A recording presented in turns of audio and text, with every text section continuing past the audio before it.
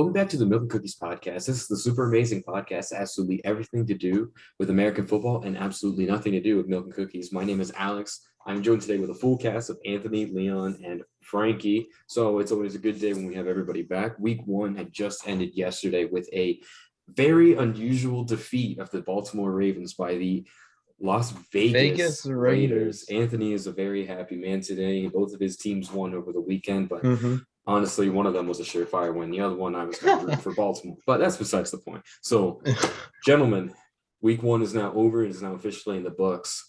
Give me, just in a couple words, give me your take of week 1. Anybody? I'll give you 2.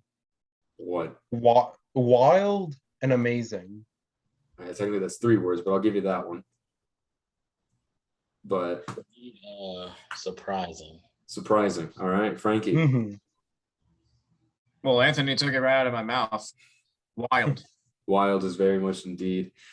Just a couple games that were already on upset radar. Probably the biggest one of the week, the Houston Texans actually winning a game. I know. If anybody's been listening to me the past 2 months, I never anticipated them to win a game. So this already was surprising. A couple other victories. Kansas City coming back against the Browns late in the third quarter. Not necessarily an upset, not necessarily anything crazy, but still just. It was a good game. It was a good game. It lived up to its billing. I mean, that to me was the game of the week. It absolutely did. That would make a good playoff game. It would. I would be excited if those 2 teams made it in the AFC championship, which honestly seems the most likely now, especially after the crushing defeat that the Bills had at the hands of the Steelers, which was unexpected. That was unexpected. I think the Bills are fine. I agree. I think they're fine as well. It's just the Steelers beating them was a little unexpected. Let's not forget the Bills didn't play that overly well against the Steelers last year. The Steelers they were in their downfall. That is very true. Yeah. That is true. Let's see what else. Frankie, your Bengals beat the Vikings in overtime in spectacular glory as well. He was there. You were there. I was there. Good win for the Bengals. That's a game they needed to win. It's a game they should have won on paper going in, and they did. The offense was crisp, and the one thing I love the most is Joe Mixon was heavily involved in the game plan. 29 carries, 127 yards, which as of before last night led the NFL in rushing yards. Also added 4 catches for 23 yards. So a good all-around day for Joe Mixon.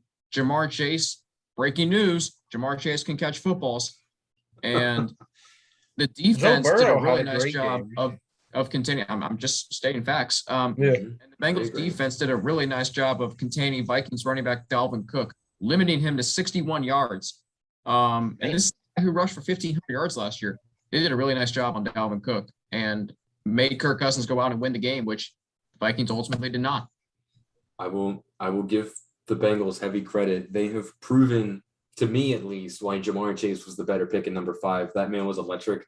He's proven that, his little excuse about not being able to catch a football has been obsolete in my brain now. So overall, Bengals fans, I think you got a winner there. Joe Mixon, thank you so much. I have you on my fantasy team. God bless your heart.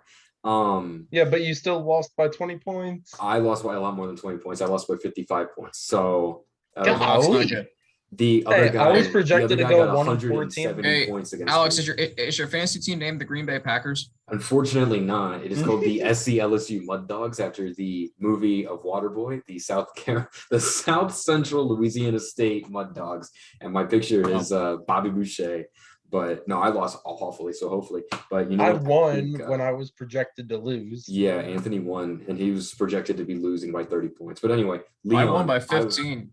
15. I won by 15 and had Devontae Adams starting as my wide receiver 1. I have Devontae Adams as my wide receiver 1, so yeah, that was painful. But anyway, aside from fantasy football, Leon, please speak for both of us about the Dolphins-Patriots game. Oh man, I say the Patriots are pretty good. We should have lost that game, but we got a fumble at the end of the game that helped us capture the win. But our defense is great. I think we should see more strides on offense, and that will help us down the line. Very, very, very much so. Very bad, sloppy win by the Dolphins, I must say. But at the end of the day, I agreed. Winning in Foxborough, week 1 is hard. it's hard, and honestly, it's a good momentum builder. We play the Bills next week at home. It's our home opener, so we'll see how that goes. But anyway, guys, I mean, give me what it is. Like, give me who you thought excelled on paper. Who was somebody you weren't expecting to do as well as what they did? Anthony. Jalen Hurts. That's a big one right there. Jalen Hurts. I forgot his stats. Man had a insane game against Atlanta. Insane game, 32-6. He struggled a little bit in the opening a couple drives, but like after the first half, he got his gel together, and he looks like a QB1. All right, now here I'm going to Devontae Smith is also another good receiver. I agree. Devontae Smith has proven that he is NFL ready, and that weight and size is not a determinant factor on receiving ability. Now, Frankie, I'm going to direct this question towards you. Do you think Jalen Hurts has silenced any potential of bringing Gardner Minshew taking the starting spot for at least the next couple of weeks? I think he totally has. You look at Philadelphia, and I think they respond to Jalen Hurts. The Eagles' offensive line, and I've been hearing this all week, they played really well on Sunday. You look at Jalen Hurts, 264 yards passing, showing that he's not just a running quarterback. And you know what? I look at Philadelphia's their next two games. I think they can win one of them, San Francisco, which their defense is vulnerable, especially with Jason Verrett, cornerback, tearing his ACL on Sunday. And Dallas, Monday Night Football Week 3. That's a toss-up game too. So, yeah, I think for the short term, Jalen Hurts has silenced his critics. He went out there on the road in a tough environment. You know, nobody really giving the Eagles much of a chance this year, myself included. And the Eagles dominated Atlanta. Easily held Atlanta to 2 field goals. I will say, that's the Eagles' defense. Yeah, that too. But I'd say that the trio of Alabama quarterbacks in this league now are certainly kind of turning the tide on how the league should perceive Alabama talent, especially at quarterback, both with Tua, with Hurts, and now with Mac Jones. Honestly, I think all three of them deserve their starting spot any day of the week. So Mac Jones had a good game. He did. It was I'm not gonna lie to you, Mac Jones, 281 yards was passing. I told you Mac Jones was gonna be a good quarterback. I thought the same thing. Well, I thought he was gonna be a bust. But anyway, Leon, I got a two-parter for you. One, is the hype around Jameis real? And two, should we be worried about the Green Bay Packers? The hype around Jameis is real, especially with Sean Payton as his head coach. It's very real. And it's one game. You know, some smart plays. And also Green Bay Packers, they will come back and blow out the Lions this week on Monday. So be prepared for that. Yeah, I'm hoping they do, especially with Devontae Adams. And he's kind of step up. Bold take there. Remember, the Lions held their own against the 49ers. They almost came back and won. They almost did, but at the end of the day, no offense to the 49ers. I think the 49ers are a spectacular team on both sides of the ball. Yeah. But I think the Packers are just slightly more talented on both sides of the ball, especially you have Aaron Rodgers and Devontae Adams in that offensive line, as well as Tonyan. But honestly, I would pick George Kittle over Robert Tonyan any day of the week. The Packers defense, I think, is just a hair better. Not to say, I think the Detroit Lions did spectacularly. Even though they did lose, they managed to put up 33 points. They almost had to come back. I think they're going to be better than what they usually are. I think the Lions might make a run for the third place spot in the NFC North. So then who takes last place? Depends. I don't know. If the Bears keep playing Andy Dalton, I say the Bears. If the Vikings don't live up to the amount of hype, honestly, I think the North will be contested. I still think Green Bay is going to come out on top. But Detroit's definitely going to be fighting for that third seat, just depending on how the Bears and the Vikings keep playing. Vikings played really well. It's just a fumble as well. That was a good game. Mm-hmm. A lot closer than I thought. Mm-hmm. Who'd you think was going to win? I wanted Cincinnati to win, but I thought it would be win by 15, 17 points. Really? Wow. Yeah. I wasn't expecting it to be that close. Wow. The thing is that my take on the Vikings and the Bengals is actually kind of different. The thing is that I knew that the Bengals talent was on par, I would say, with Vikings, not in terms of equal of all the positions, but I'm saying if both teams play each other, I thought it was going to be a close game. It was more just if Jamar Chase would be able to, get past that little droppable catches that he had during preseason. If he was able to make his mark, which he clearly did, Joe Mixon looked fantastic. He stayed healthy and he proved that, he can be a reliable person. The Bengals offensive line honestly did not do as awful as I anticipated them to do. No, I agree with that. Just a little bit more, maybe a little more help there, but honestly, I think the Bengals offensive line, I think it took Penny so well. Yeah, and you look at the Bengals offensive line on Sunday. Mm-hmm. Most of the stats that were given up were up the middle, Mm-hmm. where the question marks are with this offensive line, the interior. I mean, Trey Hopkins had one play where Michael Pierce, who the Vikings signed in the offseason as a free agent, Michael Pierce comes up the middle, Trey Hopkins slips, and he couldn't recover. So that was one sack. But on key plays in the game, the touchdown to T. Higgins where Burrow was, holding the football in the pocket for about 4 seconds, it felt like. And then the 4th down conversion in overtime. The offensive line had to hold up because Uzomah, slowly ran that route, kind of delayed a little bit. So the offensive line has to hold up there, hold their blocks. And for the most part, they did. And yeah, 5 sacks, that's not good. It's concerning. Burrow limped off after one of them. That's concerning. The offensive line needs to get better.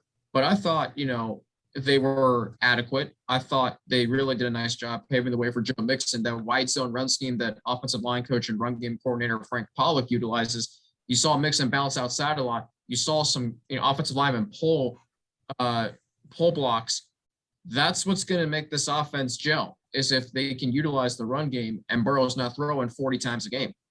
Burrow only threw 27 passes on Sunday. Joe Mixon had 2 more rush attempts than that. That's what you want to see. Mm-hmm.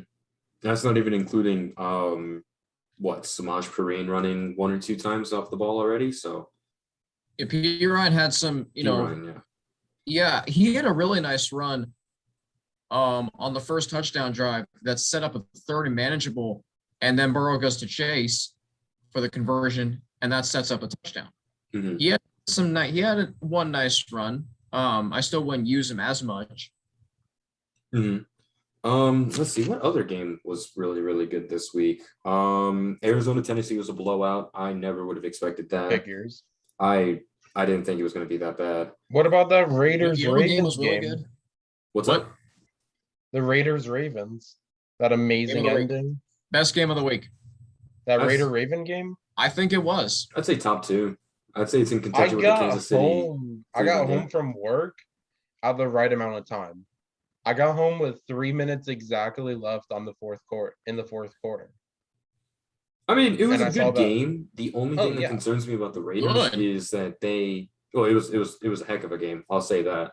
Raiders, it was an amazing game. They proved to me at least one of the best Monday night games I've seen in a while. Yeah. Mm-hmm. They proved that they could be a dark horse candidate to sneak into the playoffs. The only problem with the AFC is that 10 wins is not enough, apparently, in this league, especially at 17 games. You're going to need at least 11. It may not be enough in their own division. Exactly, that too. And Clinton Ferrell and Gerald McCoy were both out. They weren't even healthy. Like, fully D-line healthy. Just wait till the D-line's healthy. That's all I got to say. I mean, one of the big... Go ahead, Alex. No, I was just going to say the Raiders looked fine to me. It's just like... They gotta stay healthy. First half of the season, Raiders has always done a lot better than second half of the season, Raiders. Yeah. So 100% agreeable. Yeah. The last 2 years especially, but Derek Carr is my top performer of week 1. I mean, what he did last night. Derek Carr's underrated. Yes, exactly.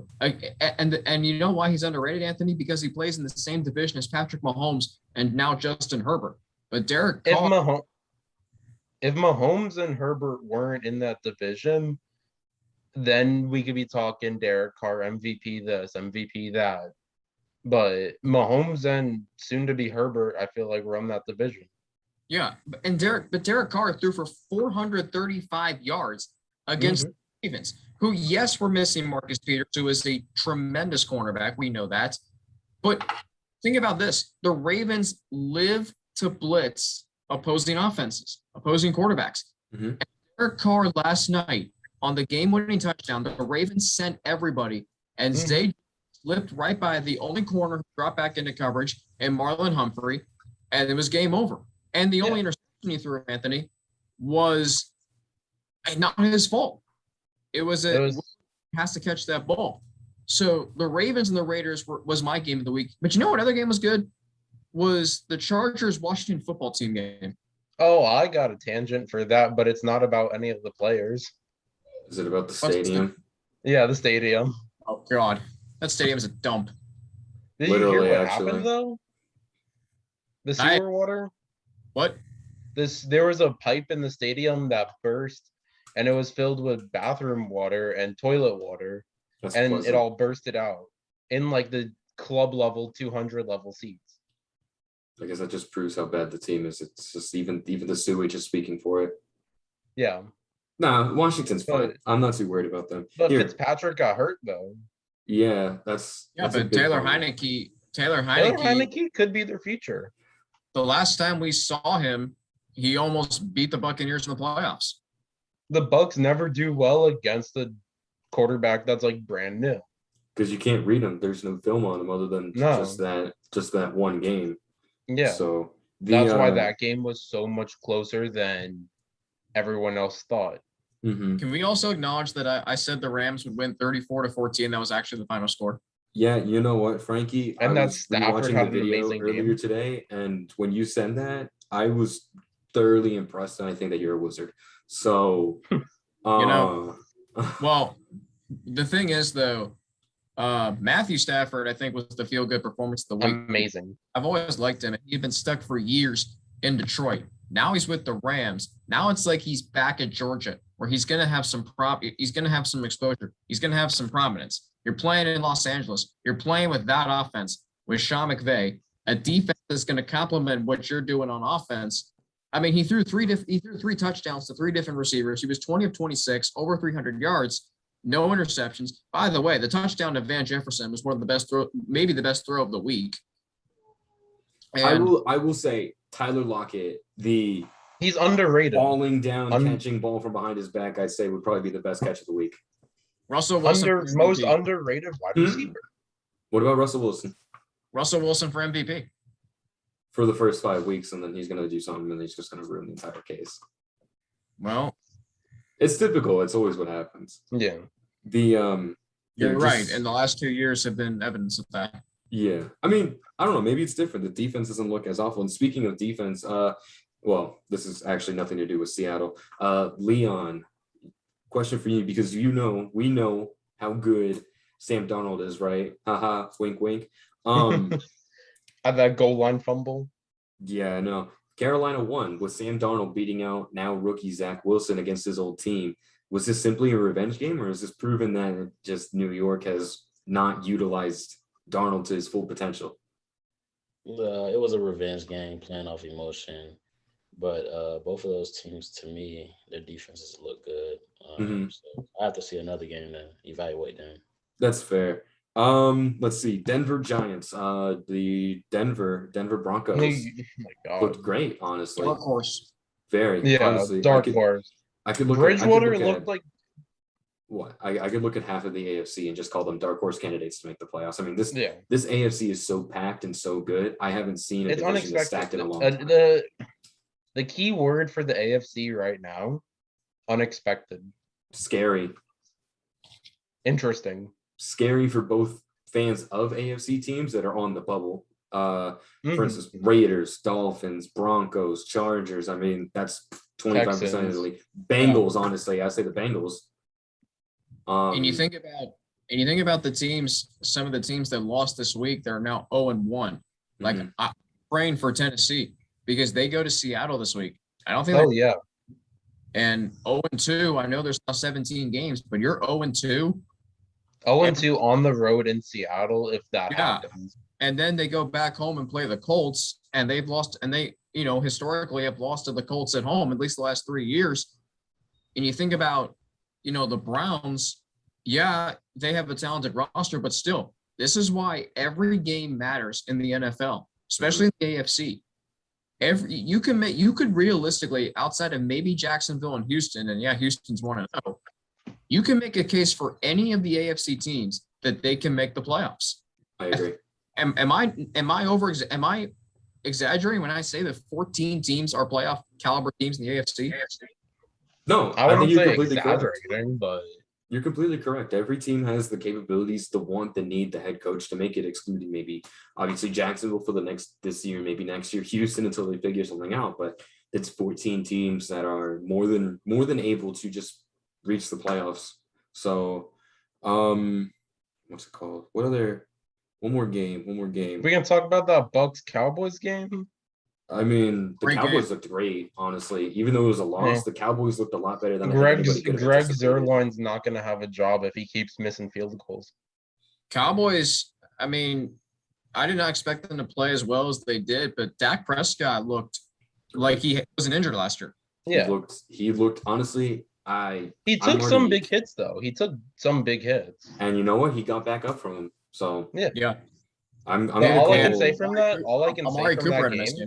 Amari Cooper had a great game. CeeDee Lamb had a great game. Gronkowski, Brown, Brady. Gronkowski's honestly, a blocking tight end. Gronkowski. Well, yeah, a blocking tight end, just like the Miami Miracle, right? Tampa Bay had 4 turnovers and they still won the game. Think about that. The only 2 of the turnovers, if you think about it, weren't really turnovers. Ronald Jones got the ball punched out. So that was a turnover for Dallas. Forced fumble. Yeah, but he's not. I don't see Ronald Jones being in Tampa after this year. I don't see it. Not with the I see Leonard Fournette. Roster. Well, Leonard Fournette or just draft a running back. Mm-hmm. And then Chris Godwin fumbling the ball at the goal line. Mm-hmm. And then the 2 picks by Brady. Now, Anthony, let me ask you this. Were you worried? I was nervous for a little bit, thinking like I have to deal with annoying Cowboy fans now saying, oh, they beat the Bucks, they're 1-0. That's not happening. Their own one. It was a great game. Was it offensive pass interference? Was it not? World may never know, but I don't think it was. It was a 50-50 call. And I wasn't worried. I knew Tom Brady was going to lead this team back to winning it, and we won it on a field goal. The game looked great overall. I'd say Dak Prescott's going to be comeback player. Definitely a potential playoff matchup. Really? Or possibly. I think if you're a Cowboys fan, you have to feel good about at least your offense. Defensively, it's a different story. And that defense has some holes they need to fill. Big time. I mean, besides their defensive line, which isn't even that great, their back 7, no. And they play at the Chargers this Sunday. I mean, that could be a really good game right there. Mm-hmm. The what's it called? I'd say Dak Prescott's going to be my comeback player of the year. And just because of how weak the NFC East is right now, maybe Philly might surprise me, but I'd say probably the Cowboys will win the division and probably claim that number 4 spot, even maybe number 3, depending on how the other divisions go. But he'll win comeback player of the year because his stats, I think, could be a little more prolific than Joe Burrow's. I agree. That's if they stay healthy. If he stays healthy. Correct. You never know. Can we talk about Zeke and being limited to less than 100 rushing yards? I just credit that on the Bucks front 7. I wouldn't even call it that Zeke didn't perform well. I mean, our front 7. I don't think. Hear me out on this, because remember first quarter, Sean Murphy-Bunting got hurt, and then Carlton Davis was out with cramps. That goes our 2 starting corners. I think if they stayed in the game, it wouldn't have been high scoring. No. Sean Murphy-Bunting's out for, I think, 2 or 3 weeks, dislocated his arm, landed on it horribly. But we signed some people in veteran free agency today. Yeah, because then you have confidence in your pass rush. And if you don't get to the quarterback and you give up and he tries to go deep, then you're confident that your corners are going to make plays. Yeah. But also, I was messaging with a Cowboys fan during the game, and she had brought up to me that the reason why they weren't using Zeke is because Zach Martin was out. Oh yeah. And they went heavy on pass. Tampa Bay, by the way, plays Atlanta this week. I'm not Tampa Bay should win that game. I think it's a divisional game, but give me Tampa Bay by like 10 at least. I should have been at that game, but the what's it called? All right, so just to round out this episode, guys, give me the one of the 32 teams that you are most excited about that is not your own team. I'm looking at you, Anthony. Not your own team that you're most excited about to see. All right, so we're gonna start out with Frankie. Give me your most excited team. Los Angeles Rams. Love the way they play defense. Their defense gets after it. Yeah, they lost their defensive coordinator last offseason. They didn't skip a beat. They're going to be fun to watch, especially if they have a quarterback that likes to throw deep in Matthew Stafford. It could be. I'm not going to say they're going to be the greatest show on turf like the Rams 2001 and 2099 were, but they're going to be a pretty good offensive team. And if their defense plays at the level they played at last year, they can win that division. All right, Leon. I can see that too. For me, it's the Saints. The Saints. Okay. Wow. Jameis looks great. That's it. Playoff caliber team. Potential playoff caliber team. I think they are. You think by the way, Michael Thomas didn't even play on Sunday. That is true, and he still put up 38 points. Yeah. All right, Anthony. The Arizona Cardinals. Bless you. Thank you. By the way, everyone comment bless you. But Bless you. but Arizona's just wow. What they did to Tennessee, that was just wow. I was not expecting a blowout. Chandler Jones, 5 sacks on Ryan Tannehill. Kyler Murray just scrambling for dear life and making it somehow. Everything about this team is just wow. That's all I got to say. The Cardinals look a lot better. All right. Mine has got to be probably – this is a tough one because I got a few. You know what? Give me the Philadelphia Eagles. If they can play the way that they did against Atlanta to a team that somewhat has a decent defense and win, Jalen Hurts, Devonta Smith, Quez Watkins, I think that'll be a great team to just kind of be entertained by and watch, especially because that defense looked a lot better than what it was last year. But anyway, thank you so much for watching. We'll be getting the prediction video out soon, probably within a day or two of this video. So thank you so much for watching. Wow, English is difficult. We're going to see you guys real soon.